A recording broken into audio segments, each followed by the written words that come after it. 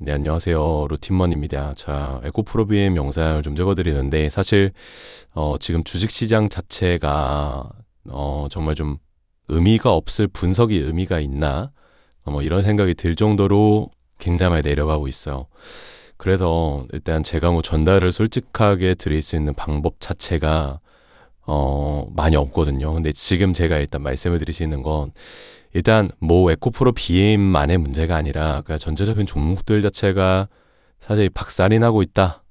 좀 이렇게 볼 수가 있을 것 같아요. 박살이 나고 있다. 지금 에코프로 BM은 또 이상증자 한다라고 했다가 주가가 많이 하락한 상태에서 뭐 이상증자하는 것도 굉장히 열받는데 주가가 추가적으로 하락을 하다 보니 굉장히 힘든 상황입니다. 근데 제가 사실 이 자리는 절대 이제 매도를 할 자리는 아니다라고 계속해서 말씀을 드리는데 주가가 내려가고 있어. 그래서 저는 정말 솔직하게 그냥 그런 생각을 했거든요. 요 자리 있잖아요. 요 자리 12만 원 깨져도 우리가 주봉으로 봤을 때 강력한 주봉의 시가가 되면 얼마죠? 10만 7천 원. 그러니까 지금 이 자리 자체가 깨지기가 정말 힘든 구간이에요. 정말로. 그래서 최근에 이제 수급들도 보시면 알겠지만 이 외국인 수급들이 꾸준하게 그래도 유지가 되는 게 주가가 내려올 때 공매도를 친 애들이 많단 말이에요. 위에서. 그래서 20만 원대에 공매도가 많아요.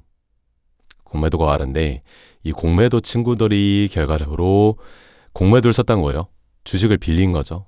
20만 원에 뭐 한 줄 빌렸다고 하면 주가가 지금 10만 원이죠. 여기서 사서 빌린 거 한 주 갚으면 돼요. 얘네들은 10만 원 차익을 얻는 거죠. 그래서 지금 이 주가가 내려가더라도 워낙에 대차장고가 많기 때문에 계속적으로 주가를 누르기보다는 뭐요?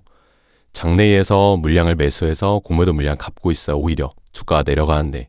그래서 보면은 매매 동향을 보시더라도 뭐 수급이 나쁘지가 않아요. 지금 자리에서 외국인들 수급 나쁘지 않은데 얘네들이 그걸 모아서 바닥에서 사서 갚고 있다라는 거죠.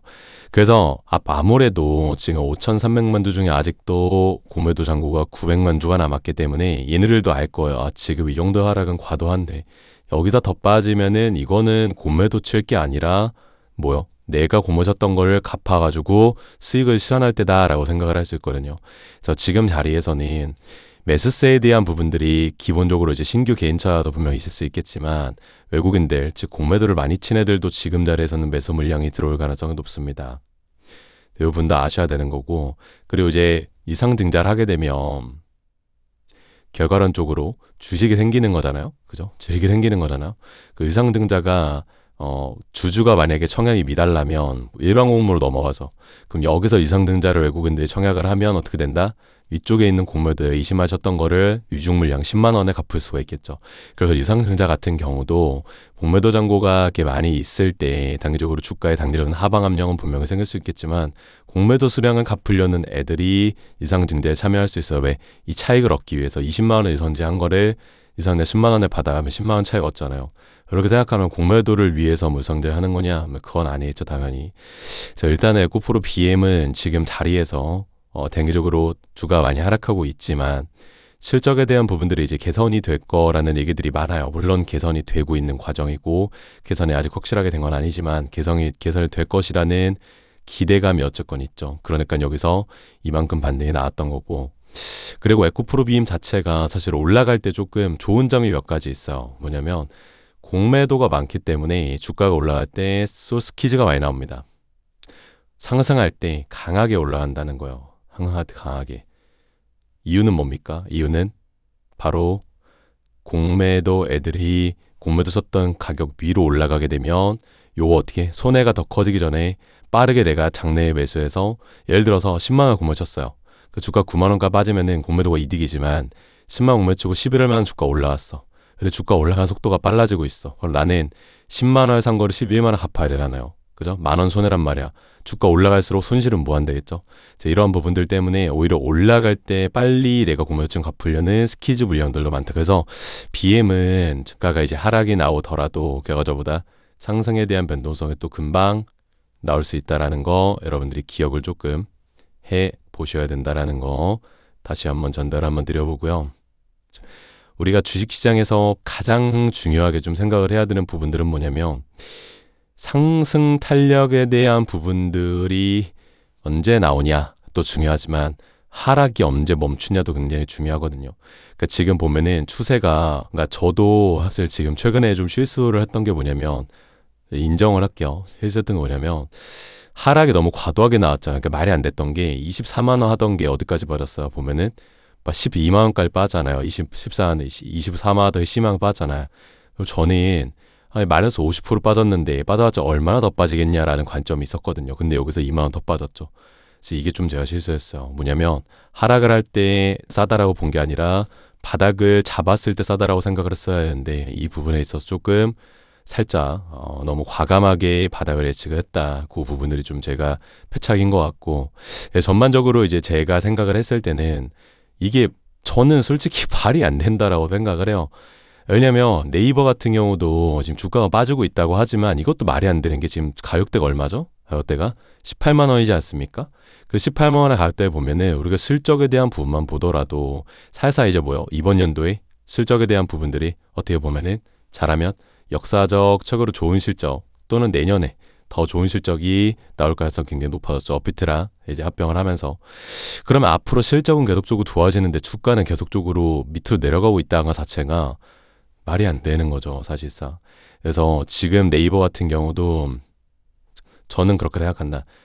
그러니까 이런 거를 사서 모아야 된다라고 생각하는데 쉽지가 않아요. 그 주가 자체가 지금 빠지는 게 얘도 워낙 말이에요. 제가 말하는 게 뭐냐면 딱 봐더라도 뭐요? 많이 빠졌지만 어떻게 돼요?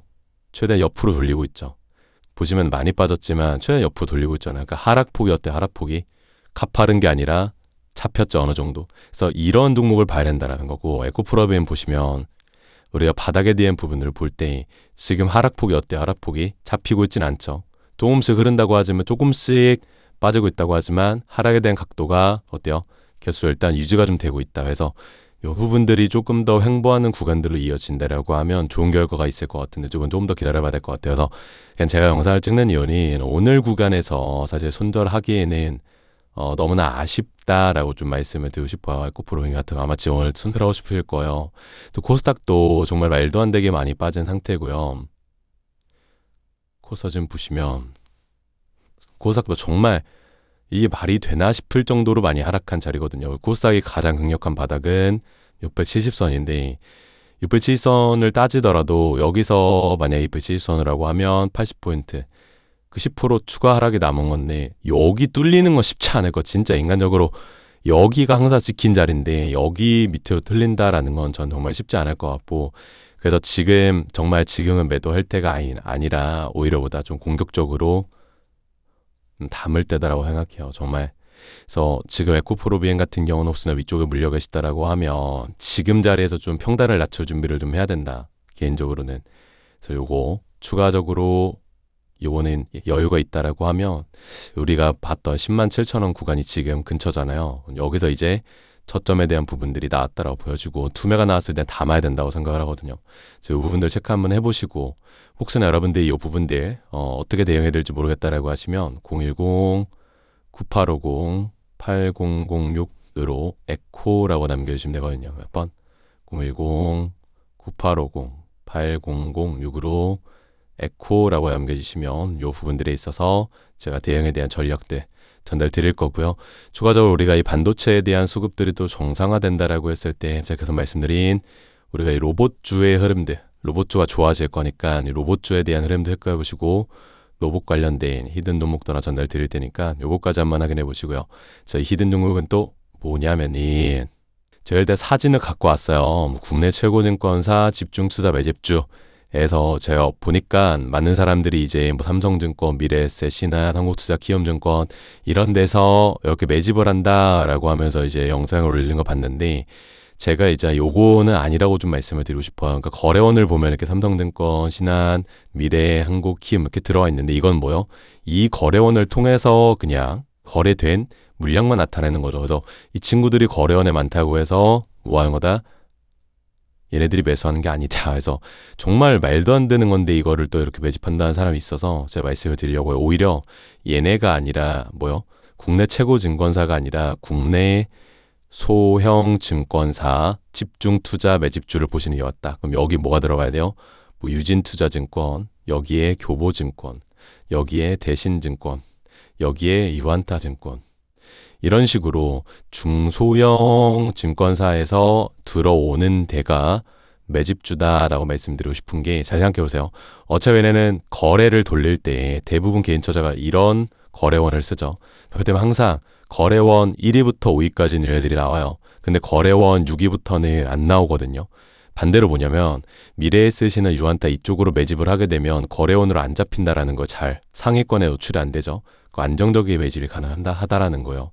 그래서 오히려 요런 애들이 아니라 국내 소형 증권사 집중 투자 매집주를 여러분들이 보셔야 되는데, 제가 요거 하나 좀 설명을 드려보려고요. 그러니까 요런 구간에서 이제 소형주 매집이 들어온 종목인데, 자, 요런 거 매집인가요? 하락하고 있을 때 튀는 거, 거래량 튀면서 들어오는 거 매집이요? 매집 아닙니다.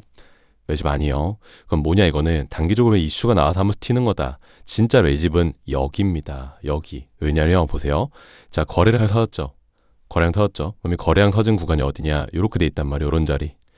요런 자리 거래가 터졌잖아요. 요런 자리, 그죠? 매물대, 앞쪽 구간에 물려있는 사람들이 있을 만한 구간대를 구간대를 터치해줬죠. 물량을 잡은 거 어디까지? 여기까지 물량을 장악을 한 거다. 자, 그리고 흔들어준 다음에 또 대량 거래가 터졌죠. 앞에보다 큰 대량 거래가 터지면서 이번에는 여기까지 물량 장악을 했습니다. 즉 물량을 여기까지 장악을 했다라는 거죠. 그리고 또 뭐야? 또 흔들어주고 있어. 그리고 또 뭐 있다? 또 물량을 장악을 해주고 있다. 어디까지? 앞에까지. 근데 우리가 핵심으로 봐야 될 건 거래량이 줄어들었다. 자, 무슨 말이요?